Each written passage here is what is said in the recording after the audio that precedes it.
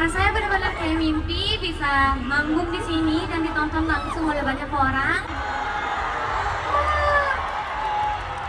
Halo teman-teman kos-kosan, gimana kabar kalian? Baik-baik saja kan? Sudah lama tidak bahas K-pop lagi sejak terakhir kali Abdikos bahas Carmen dan alasan kenapa dia cepet banget populernya.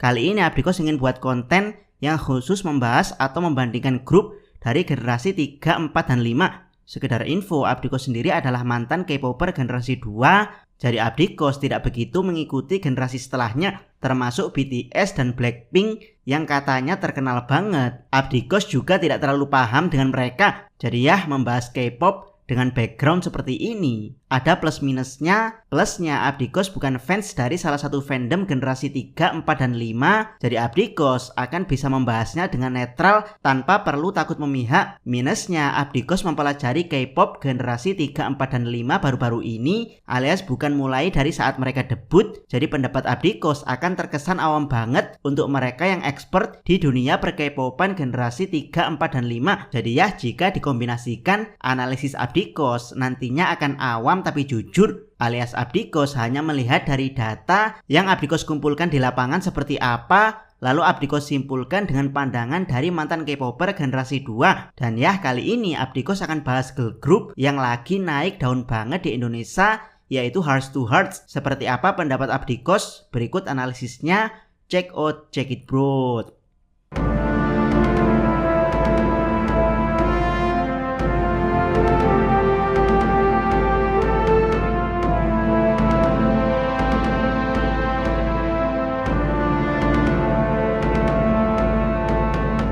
Pertama, lagu Hearts to Hearts sebagai seorang idol. Hal pertama yang akan Abdikos analisis adalah lagu-lagu mereka, karena mereka adalah idol. Jadi mereka harus punya lagu yang bagus. Untuk lagu The Chase dari debut mereka, Abdikos beri nilai 5/10 alias standar, tidak jelek, dan juga tidak bagus. Yap, telinga orang berbeda-beda dalam mendengarkan sebuah lagu, tapi first impression dari lagu The Chase Hearts to Hearts menurut Abdikos adalah kurang masuk di telinga Abdikos. Lagunya aneh, mirip lagu paduan suara, ditambah vokal masing-masing membernya yang tidak terlalu muncul di lagu ini kecuali Carmen.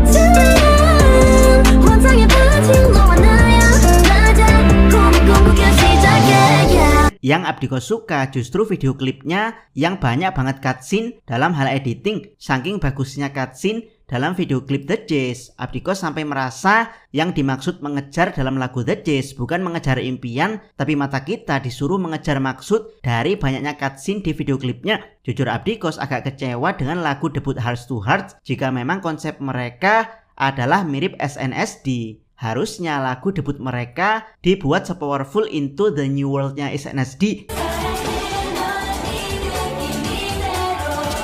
Lagu kedua adalah Butterfly. Lagu ini Abdikos beri nilai 6/10 alias lumayan bagus, dimana lagunya masih masuk ke telinga Abdikos termasuk adlibsnya.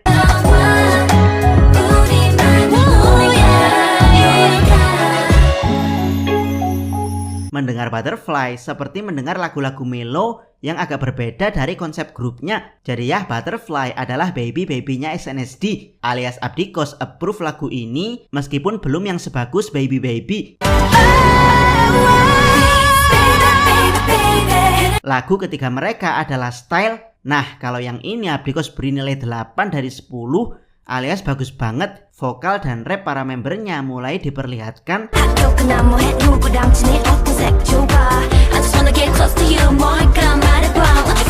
Termasuk ada bagian yang masuk ke telinga, yaitu pada lirik Baby you make me smile. Baby, you make me smile. Serta pada bagian du-du-du-du-du-du, du-du-du-du-du-du.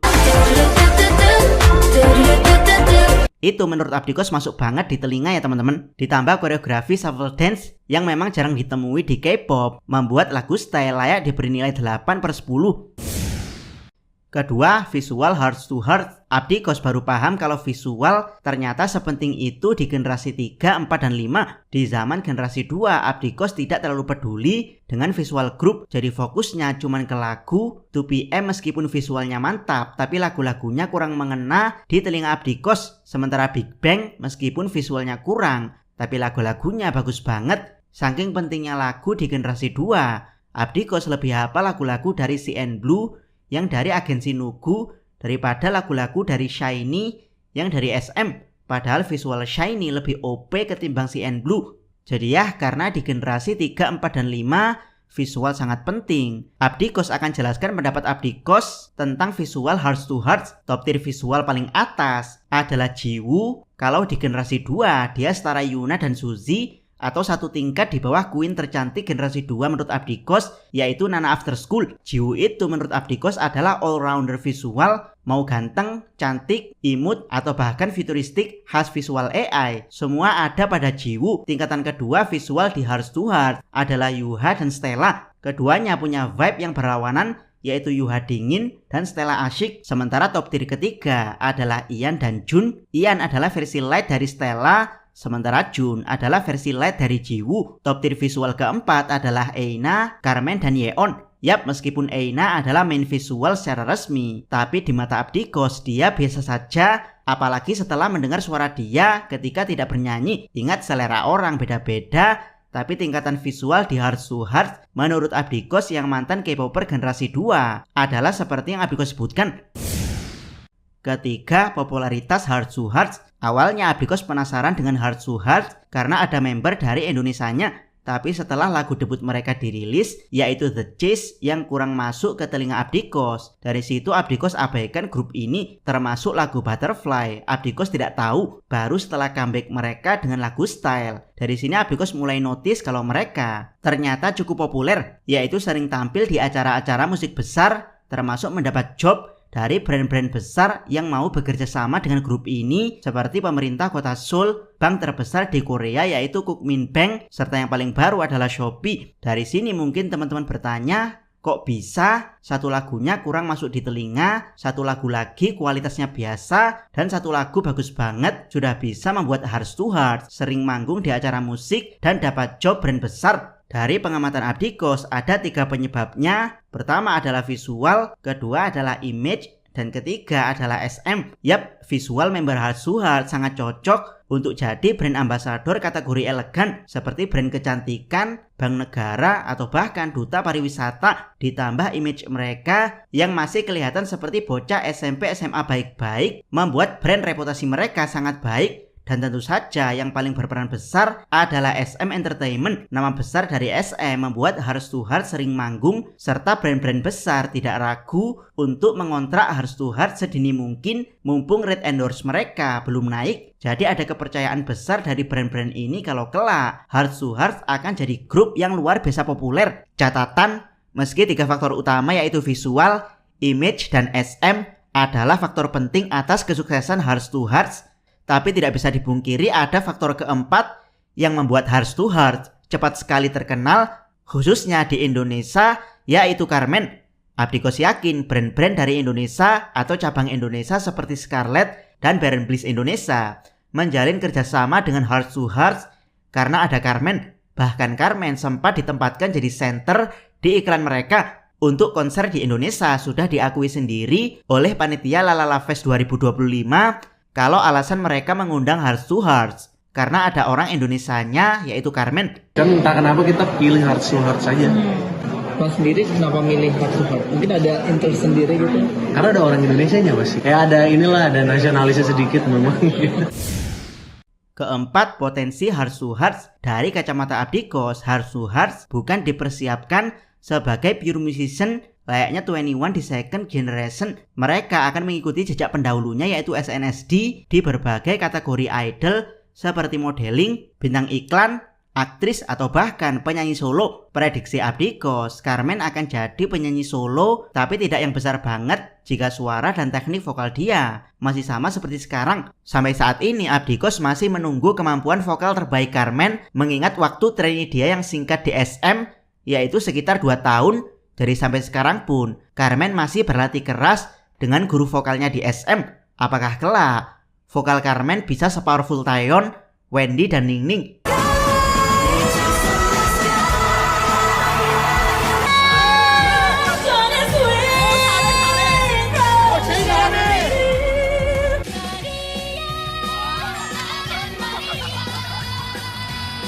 Jika iya, maka ada potensi Carmen akan jadi soloist diva di masa depan.